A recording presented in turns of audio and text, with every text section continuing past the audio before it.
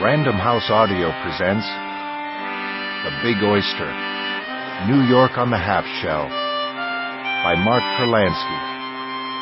Read for you by Tom Stechschulte.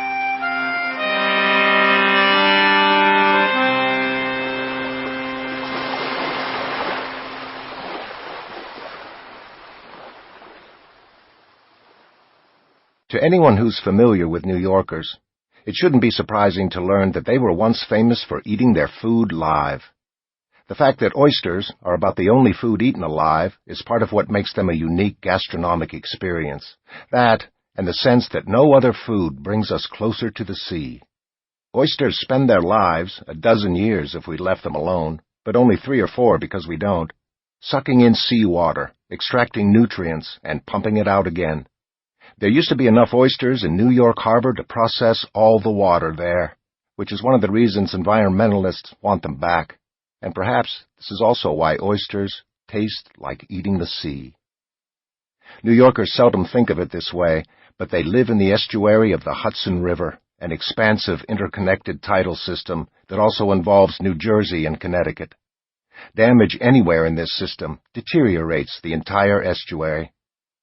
Recently, while riding a train from Washington, D.C. to New York, I found myself along the part of New York Harbor's shoreline that some people unkindly call the Chemical Coast. Many New Yorkers forget that this is part of their harbor because it's out of town in New Jersey. Usually, when I'm returning to New York, at this point, I'd look homeward to Manhattan at the never-disappointing skyline of the island where I live. Otherwise, I'd look out at smokestacks and pipes and flames from refineries. But for some reason, this one time, I looked instead right in front of me and realized that I was in a grassy wetland, a magnificent grassy wetland where egrets and herons could live. As the grass rolled in waves and the sun reflected on narrow waterways, I saw that this could have been a northern Everglades. By what act of blind insanity did people decide to build chemical plants, oil refineries, and heavy industry in a beautiful wetland that belonged to one of the world's great waterways?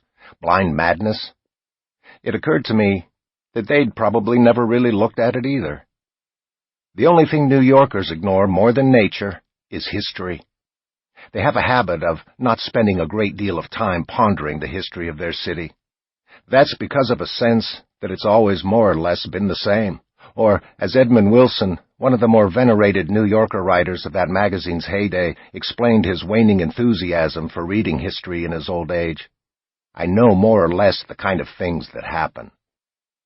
The history of New York oysters is a history of New York itself, its wealth, its strength, its excitement, its greed, its thoughtlessness, its destructiveness, its blindness, and, as any New Yorker will tell you, its filth. This is the history of the trashing of New York, the killing of its great estuary. New York is a city that doesn't plan. It creates situations and then deals with them. Most of its history is one of greedily grabbing beautiful things, destroying them, being outraged about the conditions, tearing them down, then building something else even further from nature's intention in their place. What could be more typical of New York than the doorknob? A spot in New York Harbor that's contaminated from being used as a dumping ground for the trash created when the city tried to correct decades of neglect on the Lower East Side by tearing down the tenements to build housing projects. One of the great New York paradoxes is that the metropolis is both unique and typical. Many of its stories are true for other cities as well. The oyster history of New York often matches that of other great oyster capitals, such as Paris and London on the oyster-encrusted estuary of the Thames. It's interesting that London, rich in its own oysters like New York, also destroyed them, whereas Paris, which was the commercial and consuming capital of oysters brought in from other regions, did more to preserve its beds. Before the 20th century, when people thought of New York, they thought of oysters. This is what New York was to the world, a great ocean-going port where people ate succulent local oysters from their harbor. Visitors looked forward to trying them. New Yorkers ate them constantly. They also sold them by the millions, supplying Chicago, St. Louis, Denver, and San Francisco, but also shipping to England, France, and Germany. As New York transportation improved, New York oysters traveled ever farther. In the 19th century, the British credited New York with meeting their oyster needs when their own famous beds failed. Oysters were true New Yorkers. They were food for gourmets, gourmands, and those who were simply hungry, tantalizing the wealthy in stately homes and sustaining the poor in wretched slums, a part of city commerce and a part of international trade.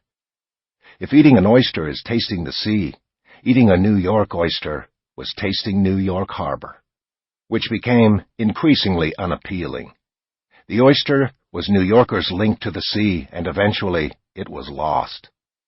Today, New Yorkers eat not as many oysters, but still quite a few, albeit from a dozen other places. And now when they think of the sea, they think of somewhere else, perhaps the eastern tip of Long Island, or New England, or even Florida. Though they live by the sea, they take vacations to go somewhere else to be by the sea. Of the many odd things about New Yorkers, there's this.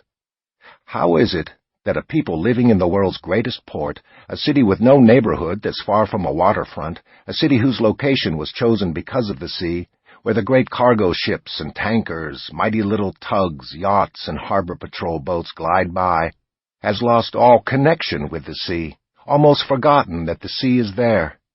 New Yorkers have lost their oyster, their taste of the sea. This is the story of how it happened.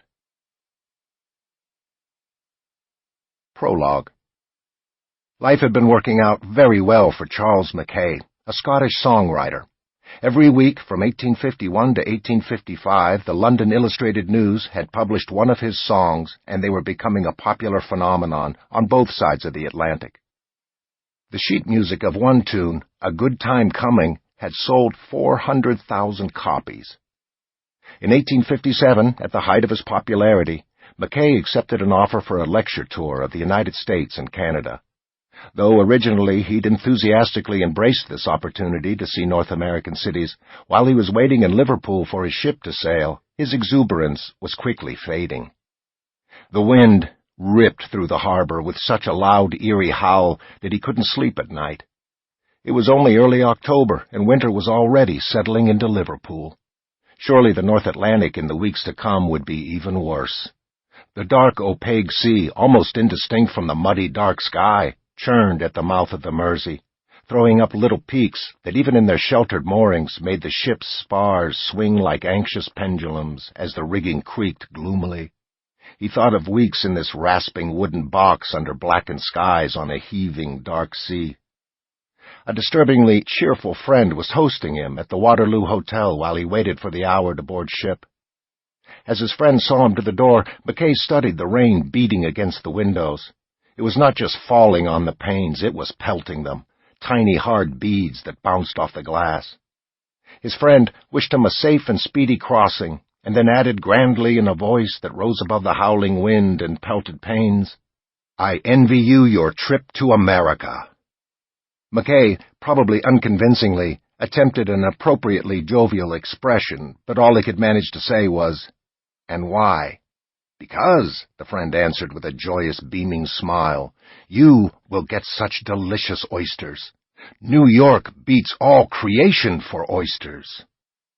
2 months later, writing in his diary from New York City, Mackay noted, "Mine host spoke the truth. There is no place in the world where there are such fine oysters as in New York." In 1609, when Henry Hudson, a British explorer employed by the Dutch, sailed into New York Harbor on his 85-foot ship, Half Maine, with a half-British, half-Dutch crew of 16, he found the same thing Mackay would 2.5 centuries later, a local population with a habit of feasting on excellent New York Harbor oysters. Hudson was a 17th-century man in search of a 15th-century dream.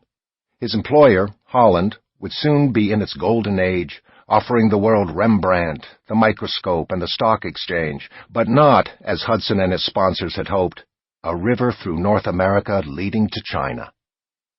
A water route to Chinese trade replacing the long, arduous Silk Road was a great dream of the Renaissance. Sample complete. Ready to continue?